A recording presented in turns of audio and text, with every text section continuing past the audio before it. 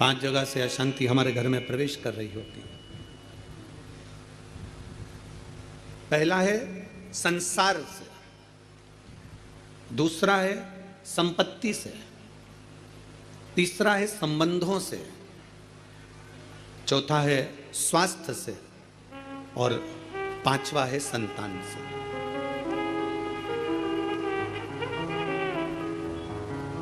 इस कथा को समझिएगा जरा कि 5 जगह ऐसी है जहां से अशांति हमारे यहां प्रवेश कर रही है। उसमें 5 जगह में एक जगह संपत्ति भी कही है।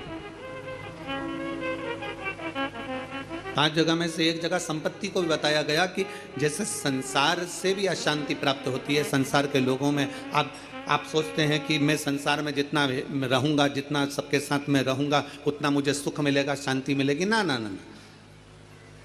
स्कंद पुराण कथी हो नहीं सकता।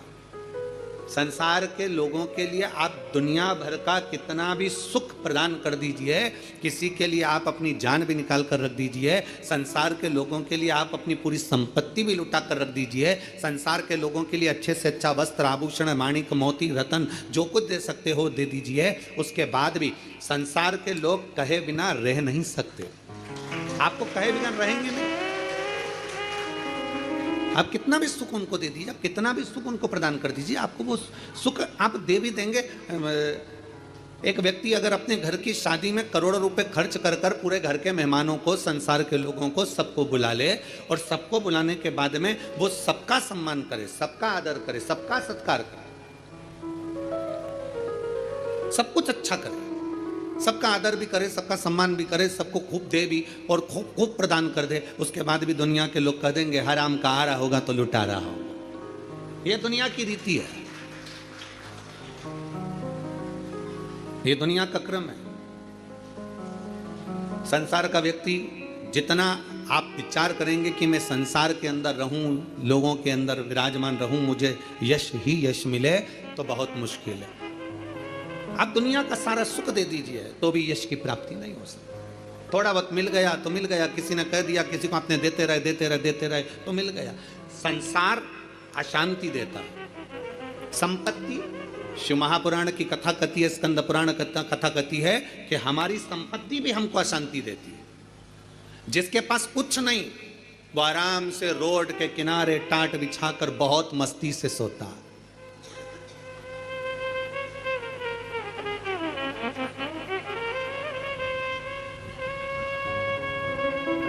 और जिसके पास में बहुत कुछ है, सारी संपदा भरी पड़ी हुई है, सारी दौलत भरी पड़ी हुई है, सुंदर बंगला है, डनलप का गद्दा है, एसी भी लगा है, पलंग भी लगा है, नौकर चाकर सब कुछ लगे हैं, सब कुछ,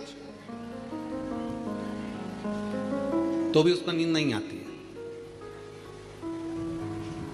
कितना सुंदर कहा गया शिव महापुराण के अंतर्गत, कितनी सुंदर बात कही गई कि शिव महापुराण की कथा, कई लोग कहते हैं गुरुजी आपकी कथा होती है तो वहां 1 किलोमीटर दूर तो गाड़ी रोक दी जाती है। शिव महापुराण की कथा होती है तो पैदल चलकर बहुत दूर तक जाना पड़ता है, बहुत दूर तक। पर कोई किसी चिकित्सक से पूछे, कोई डॉक्टर से पूछे, कोई आयुर्वेद वाले से पूछे, कोई होम्योपैथिक वाले से पूछे, कोई योग गुरु से पूछे कि शास्त्र क्या कहता है, हमें स्वस्थ रहने का तरीका क्या बताता है, तो कहा सबसे सुंदर तरीका है स्वस्थ रहने का कि जितना पैदल चल सकते हो उतना जिंदगी में सुख प्राप्त कर सकते हो। अब भगवान भोलेनाथ जी की कथा सुनने के लिए आप लोग आते हैं, शंकर जी की कथा में आप लोग पहुंचते हैं, शिव पुराण में पहुंचते हैं, तो बाबा भोलेनाथ पहले ही तुम्हारे स्वस्थ रहने की व्यवस्था कर देता है। भोले बाबा करता क्या है कि 1 किलोमीटर दूर तो गाड़ी रुकवा देता है। तुम कितने बड़े भी सेठ हो, 1 किलोमीटर दूर गाड़ी रुकवा दी और बड़े प्रेम से पैदल पैदल आराम से चलते चलते चलते चलते कथा में पहुंच गए, आसन लगाया, बैठ गए, बैठने के बाद वापिस जाने की तैयारी हो जाती है। शिव महापुराण की कथा कहती है संपत्ति सुख नहीं देती, संपत्ति अशांति दे देती। संपत्ति शांति नहीं दे सकती, वैभव दे देगी।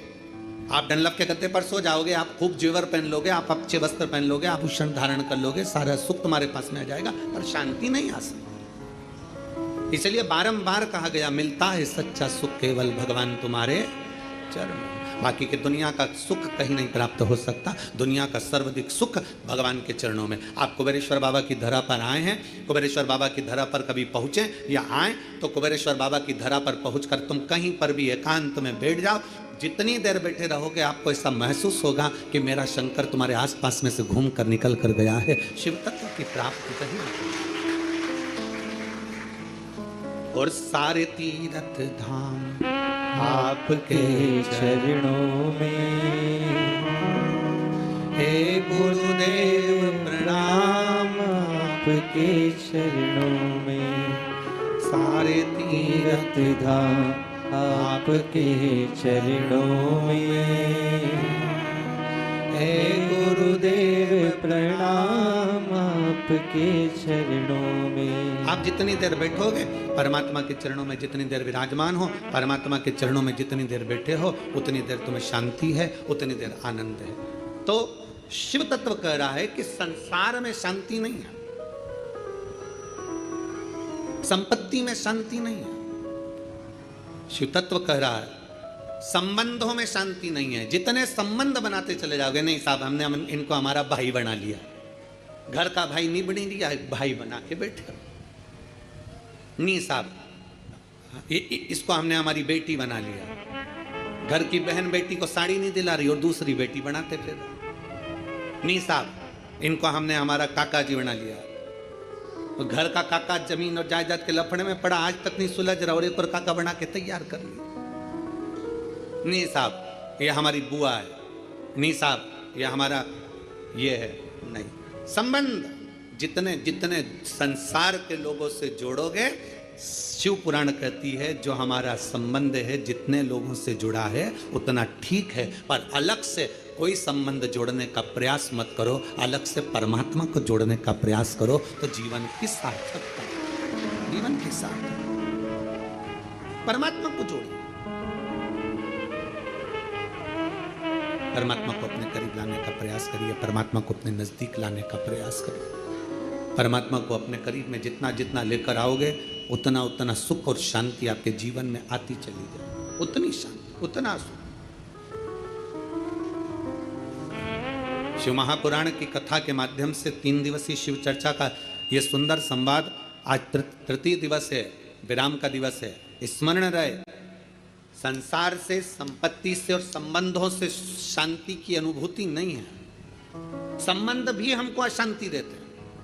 किसी ने कुछ कह दिया मन अशांत हो गया, किसी ने कुछ बोल दिया मन अशांत हो गया, कहीं किसी ने कुछ कहा अपन घर से निकल कर चले गए मन अशांत हो गया। अच्छा जरा सा विवाद हुआ लोग घर छोड़कर चले जाते हैं। हमको यह समझ में नहीं आता कि घर में तुम रहकर भी शांति का अनुभव नहीं कर पाए तो क्या छिपरा जी के तट पर जाकर, गंगा जी के तट पर जाकर, नर्मदा जी के तट पर जाकर, किसी तीर्थ में जाकर सबको छोड़कर अकेले घर से निकलकर घर के बाहर जाकर क्या तुम्हें शांति मिल जाएगी?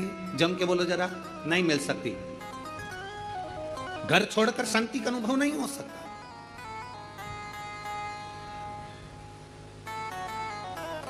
संसार ने अशांति दी, संपत्ति ने अशांति दी, संबंधों ने अशांति दी, फिर अगली अशांति दी स्वास्थ्य ने।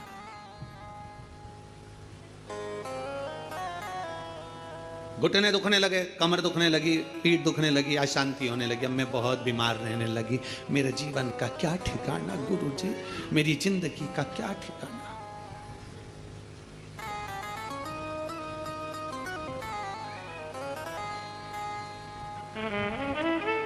कभी अगर मौका लगे ना, एक बार भविष्य पुराण का अध्ययन करिएगा। गीता प्रेस गोरखपुर की भविष्य पुराण लीजिए और उसका अध्ययन करिए। भविष्य पुराण का जब अध्ययन करेंगे तो उस अध्ययन में आपको निकलेगा कि परमात्मा ने जब हमको जन्म दिया तो जन्म के समय पर हमारी खोपड़िया में एक मैग्नेट लगा दी, एक चुंबक लगाई।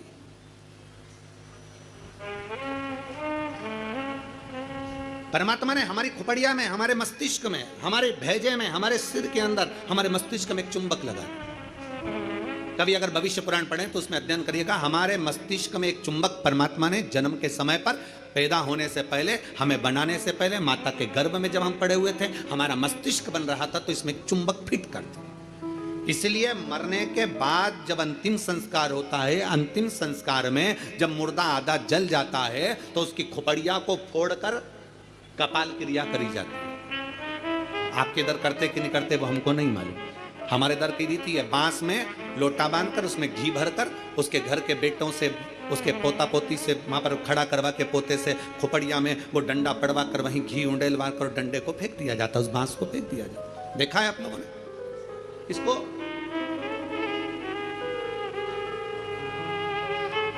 भगवान जब हमें जन्म दिया, परमात्मा ने जब हमको पैदा करा, उस समय पर माथे में, मस्तिष्क में, भेजे में एक चुंबक लगा।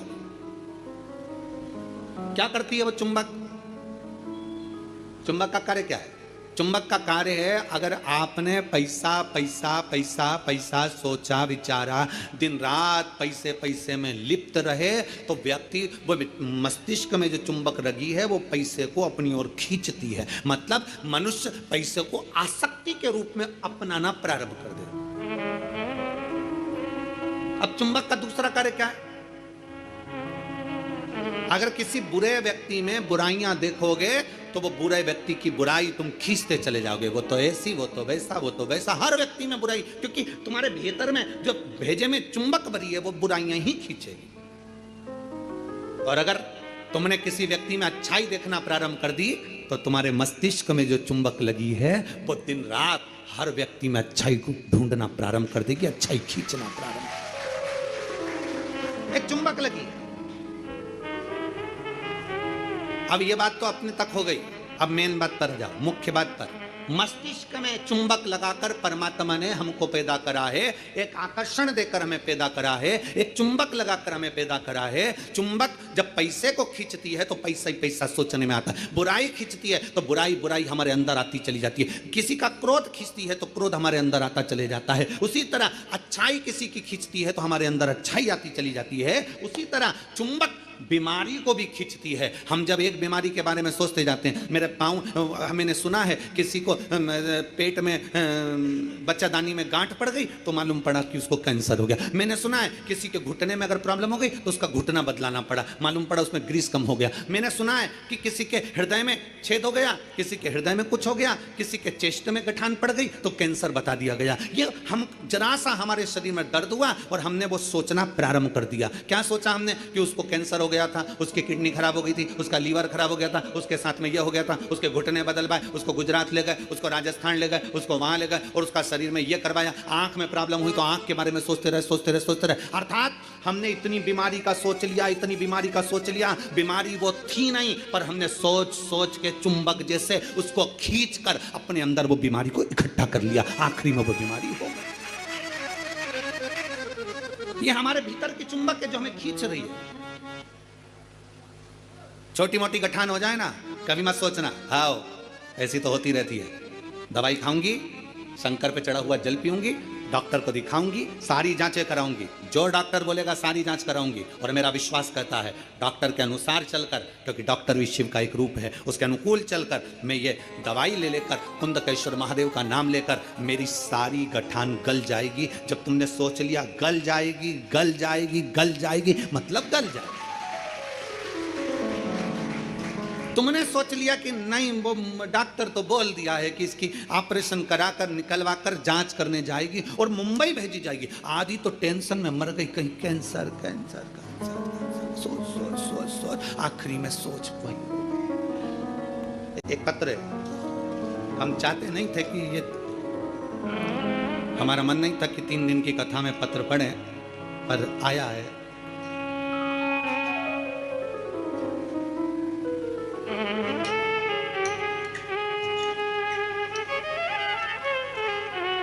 मैं किंजल, उम्र मेरी 13 वर्ष है, जालोर से आई हूँ। कहीं बैठी हैं? आप ही हैं बेटा?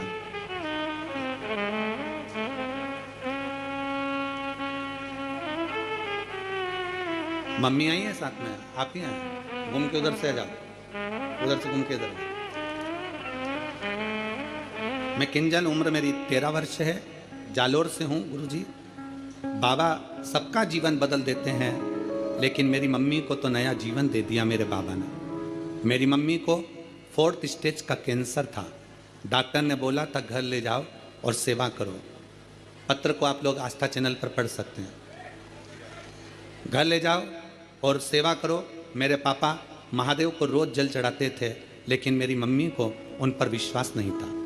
लेकिन बाबा की ऐसी कृपा हुई कि 4th स्टेज का कैंसर भी बाबा ने केवल जल का आचमन करने से और रुद्राक्ष का जल पीने से ठीक कर दिया। 4th स्टेज का कैंसर भी बाबा ठीक कर दिया। गुरुदेव 4th स्टेज के कैंसर पे डॉक्टर ने कह दिया इनको घर ले जाओ। हम घर तो लेकर आ गए पर हम सीहोर आ गए और बाबा सीहोर आकर हमने यहाँ से रुद्राक्ष मांगा, रुद्राक्ष लेकर गए।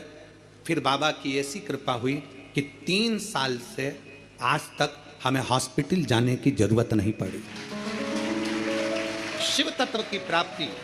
और गुरुदेव एक बात और कहना चाहती हूँ, हॉस्पिटल नहीं जाना पड़ा और बाबा ने ऐसी कृपा कर दी कि मेरे पापा को नौकरी भी बाबा ने दिलवा दी। बाबा हम प्रत्येक मंदिर में जाकर बाबा को नमन करते हैं, जल चढ़ाते हैं। आज मैं बाबा को प्रणाम करने के लिए आई हूं। शिव तत्व की प्राप्ति। आ जाइए।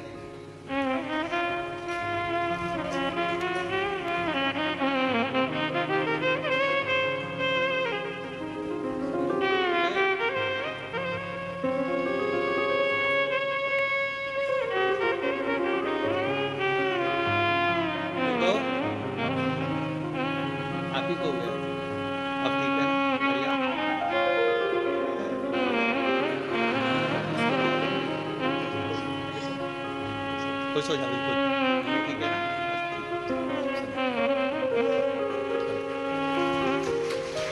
अरे लुटा दिया भंडार काशी वाले ने, कर दिया माला माल।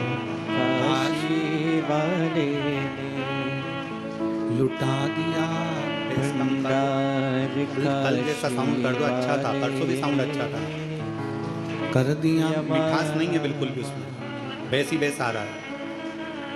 अरे लुटा दिया भंडार काशी वाले ने, कर दिया माला माल।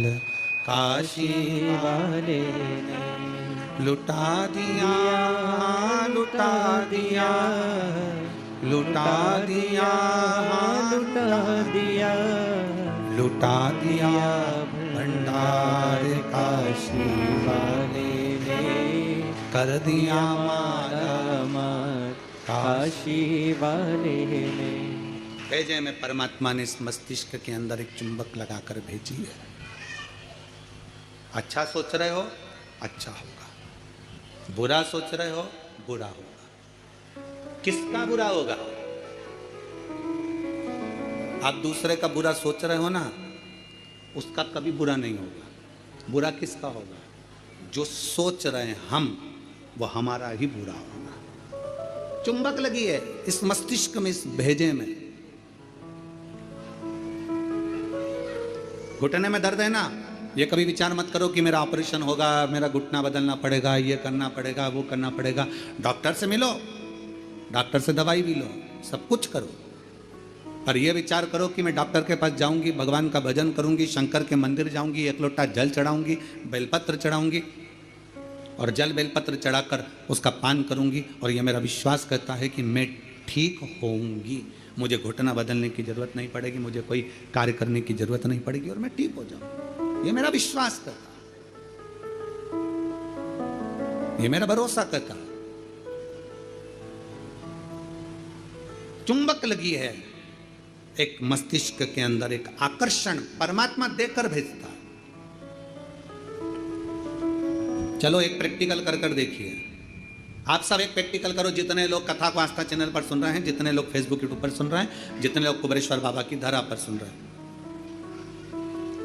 दीपावली के बाद, दीपावली के पहले या कल परसों से एक विचार करना कि मुझको ये खाना है या मुझको ये लाना है, या मेरी पास में धन नहीं तो धन की व्यवस्था, मुझे 5,000 2,000 3,000 15,000 की जरूरत है और वो मुझे चाहिए। 3 4 5 दिन 8 दिन 10 दिन तक सोचते रहो, विचार करते रहो, चाहिए मुझे, कहीं से व्यवस्था हो जाए, बाबा कुछ भी करे, कैसे भी मुझे पाना। भोजन के लिए विचार करो कभी कि मुझे भोजन लग चाहिए, मुझे आज ये खाना है, मुझे 5 दिन बाद 10 दिन बाद मेरा मन है कि मुझे ये प्राप्त करना है। धीरे धीरे धीरे धीरे वो चीज़ आपके पास आती चली जाए, अपने पास आ। अच्छा सोचिए, अच्छा विचारिए। जब अच्छा सोचेंगे, अच्छा विचारेंगे, अच्छा सोचेंगे, अच्छा विचारेंगे, अच्छा कर्म करेंगे तो निश्चित है कि अच्छा हमें मिलेगा। हम हमेशा जरा सी बीमारी आई, जरा सा रोग आया, जरा सी तकलीफ आई, जरा सा कष्ट आया, जरा सी तकलीफ में हम विचार करने लगते हैं कि मुझे ये तकलीफ हो रही। तो शिव महापुराण की कथा कहती है, शिव तत्व कथा है, 3 दिन की शिव चर्चा कुबेरेश्वर बाबा की पवित्र कंकर शंकर की धरा पर जो हो रही है, उसमें आज विराम दिवस की कथा कहती है। अशांति हमको संसार भी देता है, अशांति हमको संपत्ति भी देती है, अशांति हमको संबंध भी देते हैं, और अशांति हमको स्वास्थ्य भी देता है। हम सोचने में पड़ जाते हैं, मुझे ये प्रॉब्लम हो गई, मुझे ये तकलीफ हो गई, मुझे ये कष्ट हो गया, मुझे ये तकलीफ होती चली जा रही, हमारे भीतर से अशांत होते चले, भीतर से हम अशांत होते चले जाते। शांति गई। 4 स्थान अशांति के तो ये बता दिए, और 5वें नंबर पर बता दिया संतान। 5वें नंबर पर कहा कि संतान भी अशांति दे जाती है। संतान, इसलिए शिव महापुराण की कथा कहती है, पुत्र के लिए किया गया कर्म है और बेटी के लिए किया गया धर्म है।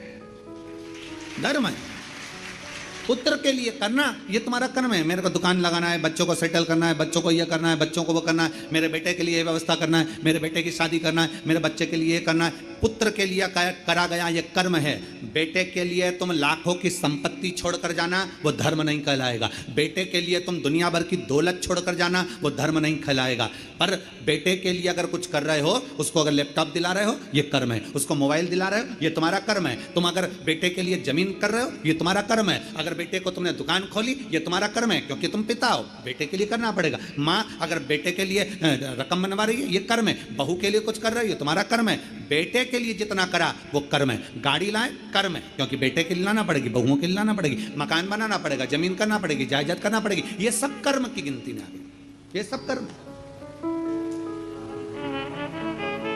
दुकान बनाओ बेटे के लिए, जरूरी है। जमीन करो बेटे के लिए, जरूरी है। मकान बनाओ बेटों के लिए, जरूरी है। बहू लाओ बेटों के लिए, जरूरी है। गाड़ी बंगला करो बेटों के लिए, जरूरी है। तुम्हारा कर्म है, करना ही पड़ेगा। पर बेटी अगर घर में आई और बेटी का अगर तुम लालन पालन कर रहे हो, बेटी को पढ़ा रहे हो, लिखा रहे हो, शादी कर रहे हो, विवाह कर रहे हो, उसको पढ़ा रहे हो, तो ये तुम्हारा कर्म नहीं है, ये तुम्हारा, जम के बोलो जरा, धर्म। इसलिए शिव महापुराण की कथा कहती है, कर्म और धर्म का लेवल बराबर लेकर चलना। अर्थात बेटे के लिए भी करो तो बेटी के लिए भी करते रहना, दोनों का लेवल बराबर लेकर चलिए। कर्म और धर्म के लेवल को बराबर लेकर चलोगे तो जिंदगी की सार्थकता सिद्ध हो जाएगी, तुम्हारा जीवन आनंदमय हो जाएगा। कर्म और धर्म के लेवल को बराबर बनाइए, बराबर। और मत बुरे कर्म कर बंदे, वरना पछताएगा। भगवान की आंखों से तू बच नहीं पाएगा, तू बच नहीं पाएगा। अरे ओ अज्ञानी मत कर नादानी, अरे ओ अज्ञानी मत कर नादानी। तेरे कर्म का फल भी तू ही पाएगा, जैसा किया तूने तेरे आगे आएगा। मत बुरे कर्म कर बंदे, मत बुरे कर्म कर बंदे, वरना पछताएगा। भगवान की आंखों से तू बच नहीं पाएगा, तू बच नहीं पाएगा। अपने कर्म का लेवल और अपने धर्म का लेवल दोनों को बराबर कर कर चलिए। कर्म को और धर्म को बराबर बना कर चलिए। कर्म और धर्म दोनों बराबर।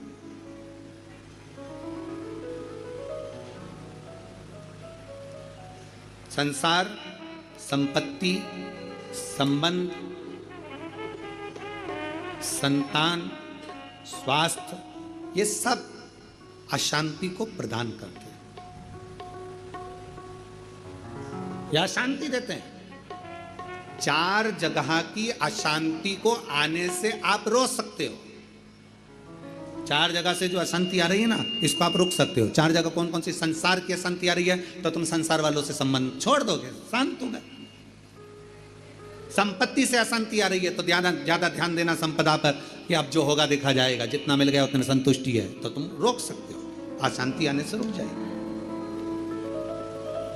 संसार, संपत्ति, संबंधों से अगर अशांति आ रही है तो तुम संबंध थोड़े कम कर दोगे, रिश्तेदारी थोड़ी कम कर दोगे, अशांति आने से रुक जाएगी। स्वास्थ्य से भी तुम गोली दवाई लेकर अशांति को रोक सकते हो। पर जो 5वां नंबर है ना, संतान, इसको तुम कभी जिंदगी में नहीं रोक सकते। इसकी ओर से तो तुमको धीरे धीरे अशांति आती ही रहेगी। तो कोई महाराज तुमसे कह दे कि महाराज की मैं तुम्हारी बहू को अच्छा कर दूंगा, बेटे को अच्छा कर दूंगा, तुम्हारे बेटी को सुखी कर दूंगा, तुम्हारे जमाई को अच्छा कर दूंगा, तुम्हारे परिवार को अच्छा कर दूंगा। कोई तुमसे कह दे कि मैं तेरे बेटा बहू को अच्छा कर दूं, कोई तुमसे कह दे कि मैं तुम्हारी बेटी दामाद को अच्छा कर दूं, कोई तुमसे कह दे मैं तेरे पोता पोती को अच्छा कर दूं, कोई कह दे तुमसे कि तुम्हारे नाती पंती को अच्छा कर दूं। ना ना ना, शिव पुराण कहती है 4 जगह से आने वाली अशांति को रोका जा सकता है, पर संतान की ओर से अशांति को रोकना कठिन है। ये कभी ना कभी हर 15-20 दिन, 1 महीना, 4 महीना, 6 महीना, 1 साल, 1.5 साल, 2 साल में कहीं बेटों की ओर से, कहीं बेटी की ओर से, कहीं जमाई की ओर से, कहीं बहुओं की ओर से, कहीं पोता पोती की ओर से, ये थोड़ा ना थोड़ा आता रहेगा, ये थोड़ा ना थोड़ा प्राप्त होता रहेगा। अब जब थोड़ा ना थोड़ा प्राप्त होगा तो हमारे भीतर अशांति फिर जागे। तो करे क्या? फिर क्या करा जाए?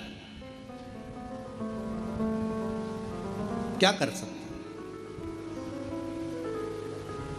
शिव महापुराण की कथा कहती है, फिर एक चीज करिए। अशांति जब भीतर बार बार आ रही है, अशांति जब भीतर बार बार प्रवेश कर रही है, चाहे संतान से हो, स्वास्थ्य से हो, संपत्ति से हो, संबंध से हो, संसार से हो, 5 जगह से जब अशांति प्रवेश कर रही हो, तब शिव महापुराण की कथा कहती है कि बन सके तो कार्तिक महीने के अंदर जो पचवीगन आता है, पचवीगन जानते हो आप लोग, अभी आ रही है आपकी और हमारी दीपावली, पर इसके बाद में ये अमावस्या निकलने के बाद जब कार्तिक की पूर्णिमा आएगी, तो कार्तिक की पूर्णिमा के पहले से जो 5 दिन गिने जाते हैं, कार्तिक की पूर्णिमा के दिन 5वां दिन होना चाहिए। ये 5 दिन जो पचवीगन के गिने जाते हैं, इसको कहते हैं देव दीपावली। तो क्या करना है कि ये 5 जो अशांति आने के केंद्र हैं, जहां से हमें अशांति मिल रही है, कभी संसार वालों से, कभी संपत्ति से, कभी संसार से, कभी संबंधों से, कभी स्वास्थ्य से, कभी संतान से, ये 5 जगह से जो अशांति आ रही है, तो 5 दिन जो देव दीपावली के आते हैं उसका स्मरण करें। देव दीपावली के समय पर भगवान देव दीपावली के समय पर इसको साधने का प्रयास करें। देव दीपावली के जो 5 दिन हैं, उन 5 दिन में आप अपना क्रम, शंकर भगवान को जब जल चढ़ाने के लिए शिवालय की ओर जाओ, जाते हो रोज? सब लोग जाते हो? हर हर महादेव। 5 दिन जो देव दीपावली के होते हैं, उन 5 दिन में शंकर भगवान को जब जल चढ़ाने के लिए जाओ तो एक नियम ले लो कि 5 दिन में शंकर भगवान को जब जल चढ़ाने के लिए जाऊंगी तो शिव जी को जल चढ़ाने के लिए लेकर जाऊंगी, उससे पहले मैं आंवले के वृक्ष के नीचे थोड़ा सा जल छोड़कर, बेलपत्री के वृक्ष के नीचे थोड़ा सा जल छोड़कर, पीपल के वृक्ष के नीचे थोड़ा सा जल छोड़कर, उसके बाद अशोक सुंदरी वाली जगह, अशोक सुंदरी की जगह सब जानते हो, अशोक सुंदरी वाली जगह पर जल छोड़कर, फिर गौरा पीठिका, पार्वती जी का हस्तकमल, उस पर जल छोड़कर फिर भगवान शंकर के ऊपर मैं जल समर्पित करूंगी। जल चढ़ाने का मुख मेरा उत्तर का होगा, अर्थात आप दक्षिण में खड़े होगे, जल चढ़ाओगे तो उत्तर में बहकर जाएगा। 5 दिन अगर आपने ये 5 दिन का नियम धारण कर लिया शंकर को जल चढ़ाने का, तो ये निश्चित है 5 स्थान से जो हमें अशांति मिलती है, मन में पूरे वर्ष शांति बनी रहेगी। कभी